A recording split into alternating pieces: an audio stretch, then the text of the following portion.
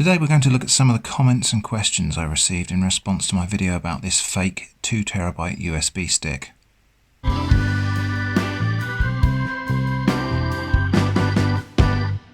thought I'd disposed of this thing at the end of the test, but as it turned out I hadn't, so we will be able to retest some of these assumptions and assertions throughout the video. Quite a few people observed that it could be quite risky plugging in an untrustworthy USB device into my computer. Those people are right. This could have contained malware. I did mitigate that risk by first checking it on a standalone Linux machine, but even then there are further risks. It could have been a USB killer, or it might have contained a keylogger or something else. I accepted those risks in order to make the video. I took the risks so no one else has to. A few people told me that I should just check the device properties or use a partition manager or some other quick and easy method that would tell me the true capacity. These people are all wrong. The controller inside the device has been reprogrammed to represent itself to the OS as a 2TB drive. So there's just no quick and simple test that the OS can perform to detect the fraud. Similarly, formatting or repartitioning the drive does not reveal the fraud. The OS treats it as if there is genuinely 2TB of capacity, which there isn't. While we're here, let's just talk about a couple of related comments where people criticised the 11-minute length of the video, in part because of their wrong idea about checking the properties, but also because of another wrong idea that I targeted this length for some purpose related to advertising or monetization. Let me make this completely clear. There's only one circumstance in which I target any specific length for a video, and that's when I'm trying to make it fit exactly to a background music track. In all other cases, my videos are as long or as short as they are. In cases where they run past 10 minutes, I never exploit the opportunity to insert additional ad breaks. I could do that, but I choose not to. The only reliable way to detect this fraud is to perform a write test, and that has to create a full set of files and then read them back. There are a number of different utilities to do this. At the time of making the video, I had tried a few, but I didn't realise that H2TestW was capable of performing a partial test.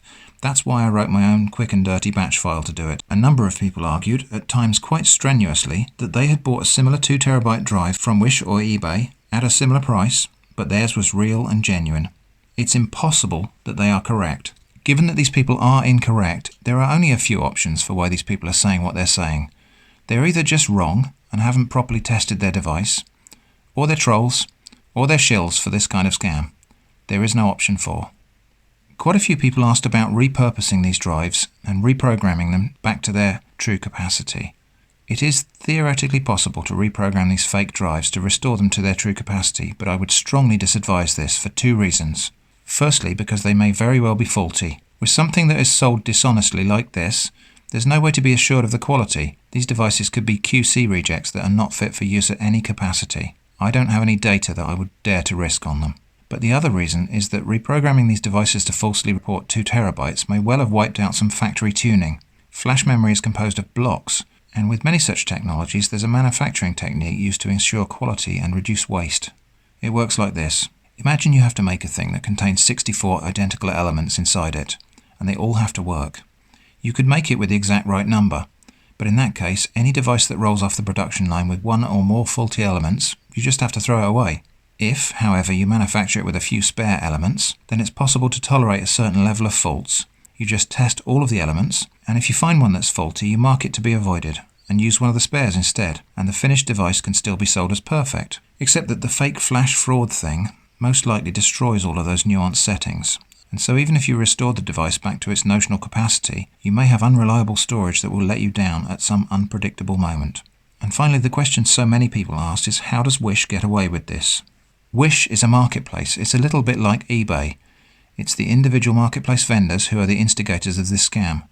However, over time, I have leaned more and more toward the view that Wish is complicit in these scams for a couple of reasons.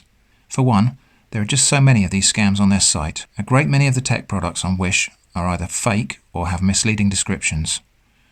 The problem is completely out of control. Wish could control it if they chose to, but they seem to have accepted it as the norm. But also, and I think this is quite interesting, there's bias built into the review system. If you claim a refund for an item, you are prevented from leaving a review for it. So negative reviews just don't happen.